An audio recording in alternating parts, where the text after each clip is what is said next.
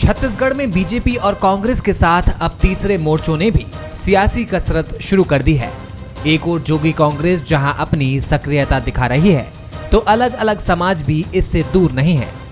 सर्व आदिवासी समाज और ईसाई समाज ने पहले ही चुनाव लड़ने की घोषणा कर दी है, तो अब इनकी बसपा के साथ चुनाव लड़ाई लड़ने की चर्चा शुरू हो गई है।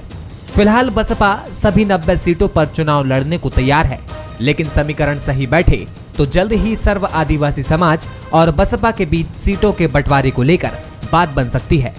बसपा के प्रदेश अध्यक्ष हेमंत पोयम गठबंधन को लेकर बसपा हाईकमान यानी मायावती के फैसला लेने की बात कह रहे हैं, तो दिग्गज आदिवासी नेता अरविंद नेताम भी सामाजिक संगठनों के साथ मैदान में उतर सकते हैं।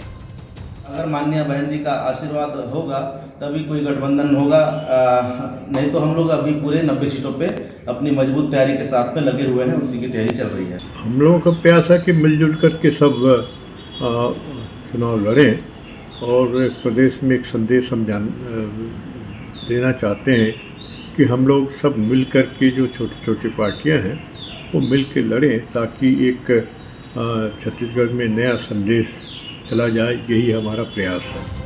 बसपा ने बीते चुनाव में 2 सीटें बटोरी थी, तो भानु प्रतापपुर उपचुनाव में सर्व आदिवासी समाज ने भी अपनी मौजूदगी दर्ज कराई। यही वजह है कि कांग्रेस और बीजेपी से अलग सामाजिक संगठनों के तीसरे मोर्चे के बैनर तले चुनाव लड़ने की तैयारी है। हालांकि बीजेपी और कांग्रेस खुद को तीसरे मोर्चे से नुकसान नहीं होने का दावा करते नजर आ रहे हैं। तीसरे दल का अस्तित्व तो छत्तीसगढ़ में मुझे नहीं लगता है कि इस वर्ष भी यह प्रयोग सफल होगा। सिर्फ 2 दलों का ही आधार दिख रहा है, 2 दलों के ही कार्यकर्ता दिख रहे हैं। अब अपनी अपनी सबकी राजनीतिक महत्वाकांक्षा, उसकी पूर्ति के लिए लोग चुनाव लड़ाई एक अलग विषय है। लोकतंत्र में हर एक व्यक्ति को लोकतंत्र के महापर्व में शामिल होने का अधिकार है। किसी दल के साथ गठबंधन करने का, अकेले लड़ने का, इस प्रकार का अधिकार सभी राजनीतिक दलों को है, तो वो निश्चित रूप से ये लोकतंत्र में संभव है।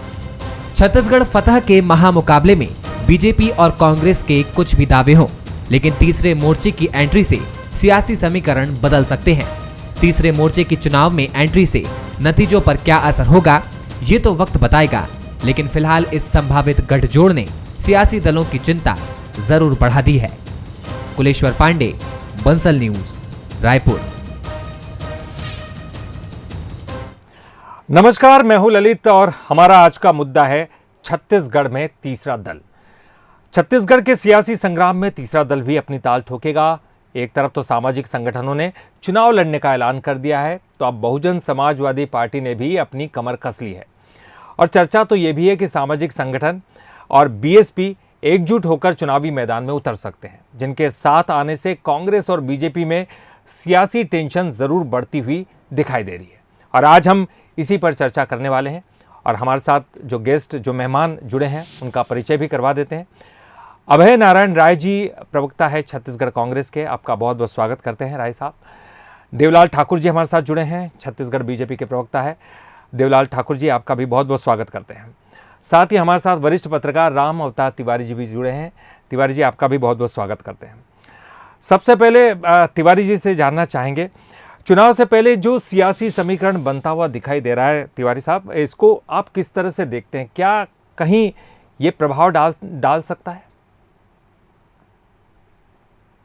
के दौरान हर राजनीतिक दल अपने भाग्य आजमाने की कोशिश करते हैं, वही इस चुनाव में भी देखने को मिलेगा।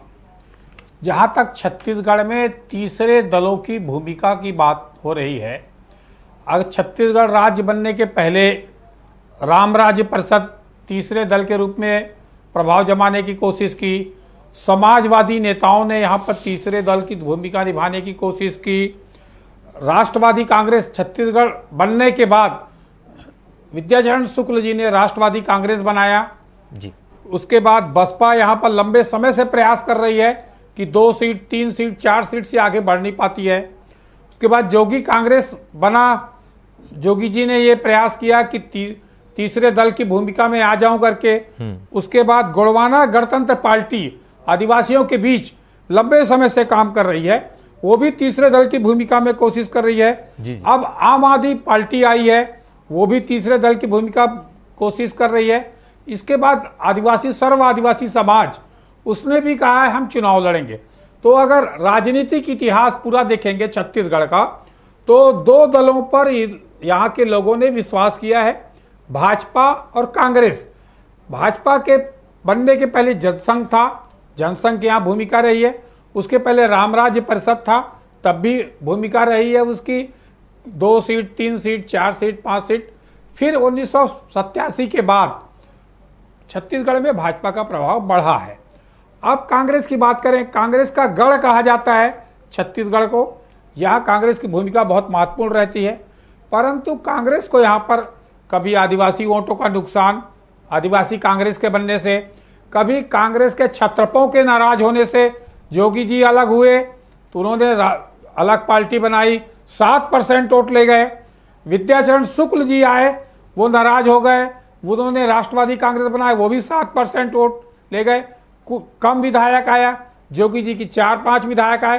तो ऐसे अगर आप चुनावी इतिहास छत्तीसगढ़ का देखेंगे तो तीसरे दल की भूमिका वोट काटू की रहती है या कुछ दलों तक, कुछ क्षेत्रों तक सीमित रही है। तो यहाँ पर भी अभी तक जो चुनाव समीकरण छत्तीसगढ़ में दिख रहे हैं, वो ऐसे लग रहा है कि कोई खास भूमिका तीसरे मोर्चे या तीसरे दल की नहीं रहेगी। कुछ क्षेत्र, कुछ समाज, कुछ सीटों तक सीमित रह सकते हैं। अभी समय है, इस समय में क्या भूमिका निभाते हैं और जनता के बीच अपनी क्या योजना लाते हैं, किस तरह से कार्यकर्ताओं को सक्रिय कर पाते हैं, अपनी योजना किस तरह ला पाएंगे, वो जनता को कैसे संतुष्ट करेंगे। और नाराजगी, अगर जनता की नाराजगी है यहाँ पर वर्तमान सरकार से, तो उसको किस तरह कौन भुना पाएगा, उसकी कोशिश में सारे पार्टियां लगी हैं कि किसी तरह हम भी एक चुनावी आधार तैयार कर लें, जनता के बीच पहुंच जाएं, सत्ता के करीब पहुंच जाएं। इसकी गणित में हर पार्टी, छोटी बड़ी पार्टियां लगी है। देवलाल ठाकुर जी, आपसे जानना चाहेंगे, जो आपका सबसे बड़ा आदिवासी चेहरा था नंद कुमार साय, वो तो आपके हाथों से निकल गए, मतलब दूसरी पार्टी में जा चुके हैं। आपके पास अब विकल्प तैयार करने के लिए समय भी नहीं बचा है क्योंकि चुनाव नज़दीक है। तो ऐसे में आपको क्या लगता है, सर्व आदिवासी समाज अगर अपनी एक नई पार्टी बना लेता है या फिर उनके साथ ईसाई समाज मिल जाता है, बीएसपी मिल जाता है, आपके लिए कितनी बड़ी चुनौती है? देखिए, भारतीय जनता पार्टी के राजनीति के अलग एजेंडे हैं और भारतीय जनता पार्टी चेहरों की पार्टी नहीं है, कार्यकर्ताओं की पार्टी है जी। निश्चित ही नंद कुमार साय जी बहुत ही वरिष्ठ एवं आदिवासी नेता थे और उसके लिए भारतीय जनता पार्टी के द्वार आज भी खुले हैं, क्योंकि वो पूर्ण रूप से जनसंघ विचारधारा के व्यक्तित्व के धनी है, व्यक्तित्व है। वो ज्यादा दिनों तक कांग्रेस में नहीं रह पाएंगे। जहां तक बात उनके जाने की है, तो उनको उनके ही जिस पार्टी का चयन नंद कुमार साय जी ने किए हैं, उस पार्टी में अरविंद नेताम जी की क्या स्थिति है, इस चीज को उन्हें भली भांति देख और समझ लेना चाहिए था। क्योंकि आज जो इस प्रदेश में सामाजिक संगठन के रूप में अगर कोई चुनाव लड़ने की तैयारी कर रहा है, तो कांग्रेस से जुड़े हुए लोग ही, उनके लीडरशिप ही तैयारी कर रहे हैं। तो कहीं ना कहीं अगर आदिवासियों का भरोसा अगर टूटा है तो कांग्रेस से टूटा है। इस पर मैं ज्यादा नहीं बोलना चाहूंगा, क्योंकि उनकी पार्टी के मामला है, वो आदिवासियों के हमेशा से हितैषी रहे नहीं। लेकिन भारतीय जनता पार्टी है अपने मूलभूत मुद्दों को लेकर ही इस छत्तीसगढ़ की चुनाव रणनीति में जाएगी, इस पर कहीं पर भी कोई संशय नहीं है। और अगर कोई सामाजिक संगठन या राजनीतिक दल या अन्य किसी भी तीसरे प्रकार की दल है जो अगर चुनाव में आना चाहते हैं, तो इस लोकतंत्र के सबसे बड़े मंदिर भारत देश में सबको स्वतंत्रता है कि वो अपने विचार, अपने आधार को लेकर वो जनता के बीच में जा सकते हैं। इसमें रोकने या उनके विषय में कुछ बोलने जैसी कोई बात नहीं रहना चाहिए, मुझे ऐसा। लेकिन ठाकुर साहब, आप ये भी संकेत दे रहे हैं कि कहीं उनकी वापसी भी हो सकती है नंद कुमार साय की। जी, हम तो अभी भी कह रहे हैं कि हमारे वरिष्ठ नेता हैं और नंद कुमार साय जी के लिए भारतीय जनता पार्टी के द्वार अभी भी खुले हुए हैं। अगर वो आए तो उनका स्वागत ही है। लेकिन उसके लिए आपके पास कोई विकल्प नहीं है। अगर वो नहीं आते तो फिर आदिवासी चेहरा क्या, ये सबसे बड़ी जो भूमिका है, जो आदिवासी लोगों के बीच में जाकर जो है पार्टी की छवि सुधारने की कोशिश की जाती है, उसके लिए आपने कोई विशेष तैयारी की है? चुनाव तो नजदीक है क्योंकि मैंने पहले भी कहा, भारतीय जनता पार्टी की यही खूबसूरती है कि ये चेहरों की पार्टी नहीं है, कार्यकर्ताओं की पार्टी है। और कब छोटा सा कार्यकर्ता बस्तर सरगुजा क्षेत्रों से निकलकर एक बड़ा चेहरा बन जाएगा, कभी न कभी नंद कुमार शायद भी भारतीय जनता पार्टी कार्यकर्ता के रूप में कार्य करते थे। अगर उन्हें बड़ा चेहरा कोई बनाया तो भारतीय जनता पार्टी ने बनाया। इस बात को किसी को भूलना नहीं चाहिए। और ये भारतीय जनता पार्टी की सबसे बड़ी खूबसूरती है कि एक आम जो कार्यकर्ता है और एक समय आने के बाद एक बड़े चेहरे के रूप में प्रदेश को मिल जाता है, भारतीय जनता पार्टी को मिल जाता है। जी चलिए, अभय नारायण जी से बात कर लेते हैं। अभय नारायण जी, बीजेपी लगातार ये कह रही है कि जो तीसरा मोर्चा अगर आया है, अगर बनेगा, उसकी जो संभावना दिखाई दे रही हैं, तो राज्य सरकार के खिलाफ होगा, तो कांग्रेस के लिए मुश्किलें पैदा कर सकता है, ये बीजेपी का कहना है। तीसरे दल का भविष्य छत्तीसगढ़ बनने के बाद तो दिखा नहीं, उपस्थिति रही। राम अवतार तिवारी जी ने बहुत अच्छे ढंग से वर्णन कर दिया, पार्टियों के नाम भी बता दिए, चाहे एनसीपी बनी, गोंडवाना गणतंत्र पार्टी पहले से काम कर रही है, बसपा छत्तीसगढ़ बनने के पहले से छत्तीसगढ़ में काम कर रही है, और लोकसभा का चुनाव भी काशीराम जी ने पहला चुनाव छत्तीसगढ़ से जांजगीर सीट से लड़ा था। आज भी जांजगीर जिले में उनके 2 विधायक लगातार आते हैं। उसी तरह अजीत जोगी जी ने अपनी पार्टी बनाई, आज भी उनकी अपनी पार्टी है। तो गोंडवाना गणतंत्र पार्टी और बसपा का आधार गांव-गांव में और जगह जगह पे है, ये स्वीकार करना पड़ेगा। लेकिन 2023 के चुनाव को प्रभावित कोई तीसरा दल करेगा, ये संभावना अभी दिखती नहीं, क्योंकि जिन राजनीतिक दलों का आपने नाम लिया, बसपा के पास आज नेतृत्व नहीं है। इतने दिन, इतने साल रहने के बाद भी कोई नेतृत्व खड़ा नहीं कर पाए, और लगातार दूसरी पार्टियों के साथ मिलकर चुनाव लड़ते हैं।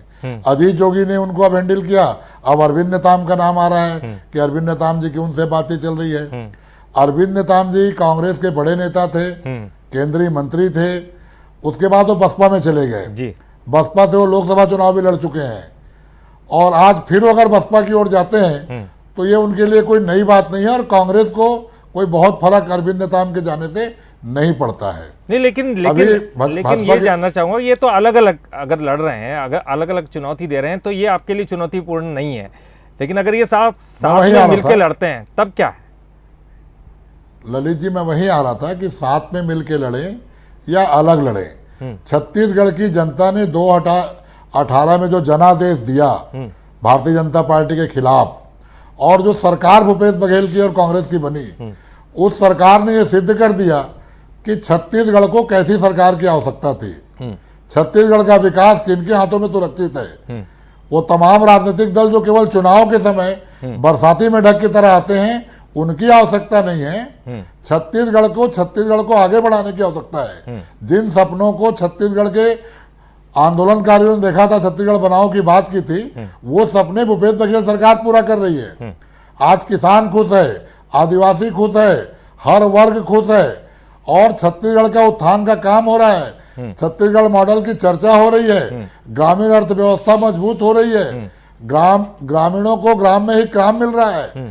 तो ऐसी कोई भी ऐसी चीज नहीं बची है, कोई भी ऐसा वर्ग नहीं बचा है जिसके लिए भूपेश बघेल सरकार काम नहीं कर रही है। तो मैं नहीं समझता कि छत्तीसगढ़ की जनता इन छोटी छोटी पार्टियों की तरफ जाएगी। लेकिन लोकतंत्र की खूबसूरती है कि लोकतंत्र में नए दल बनते हैं, नया नेतृत्व आता है, और नई संभावनाएं बनी रहती हैं। लेकिन मुख्य तो रूप से भाजपा और कांग्रेस का मुकाबला दिखता है, और भारतीय जनता पार्टी पूरा प्रयास करेगी कि उसकी बी टीम के रूप में तीसरा दल बने, जो वोट काटने का काम करें। लेकिन मुझे नहीं लगता कि इसका फायदा उनको मिलेगा। मतलब आपने कह दिया कि बी टीम ये बीजेपी की है, बीजेपी की बी टीम। वो प्रयास करेंगे, वो प्रयास करेंगे, और 18 में भी उन्होंने प्रयास किया। जी 18 में भी उन्होंने प्रयास किया। लेकिन 2023 का स्पष्ट मैंडेट रहेगा। अगर कांग्रेस भाजपा लड़ते हैं तो कांग्रेस की योजनाएं, कांग्रेस का चेहरा, कांग्रेस के मुख्यमंत्री भूपेश बघेल, इनकी योजनाओं पर जनता की मुहर लगेगी, और राजनीतिक दल है, उनका स्वागत है। लेकिन परिणाम में कोई बदलाव नहीं होने वाला है। कांग्रेस बहुत बड़ी बहुमत से पुनः जीत के ठाकुर साहब, ये लगातार कांग्रेस कहेगी आपकी बी टीम है, वो इसलिए भी शायद क्योंकि आपके पास जो आदिवासी चेहरा था वो कांग्रेस में शामिल हो चुका है।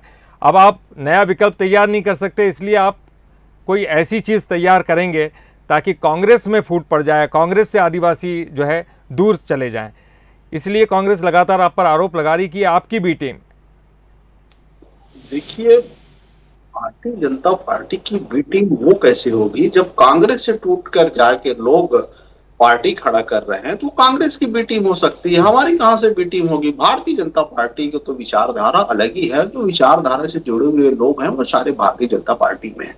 मैंने पहले भी चेहरे के बारे में बताया कि भारतीय जनता पार्टी कार्यकर्ताओं की पार्टी है, और कब कौन सा छोटा सा कार्यकर्ता बड़ा चेहरा बन जाता है, ये समय के भविष्य के गर्भ में वो आप सबको दिख ही जाएगा। और निश्चित ही इस समय अगर आदिवासी समाज अगर सबसे ज्यादा इतने सालों में नाराज है, तो इस प्रदेश की कांग्रेस की सरकार से है।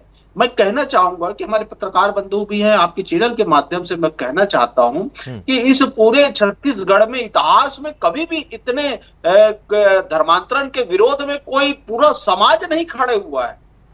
सर्व आदिवासी समाज धर्मांतरण के खिलाफ खड़े हो गया।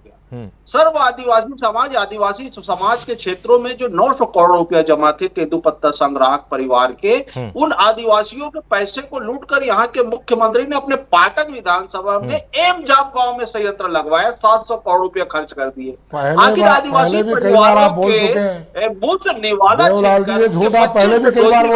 को छीन कर इस प्रदेश के मुख्यमंत्री ने जो उसकी सजा तो उसे कई बार बोल चुके हैं चैनल पे, और कितनी बार बोलेंगे? चैलेंज करता हूँ पूरे मंत्री, ये झूठ कितनी बार बोलेंगे?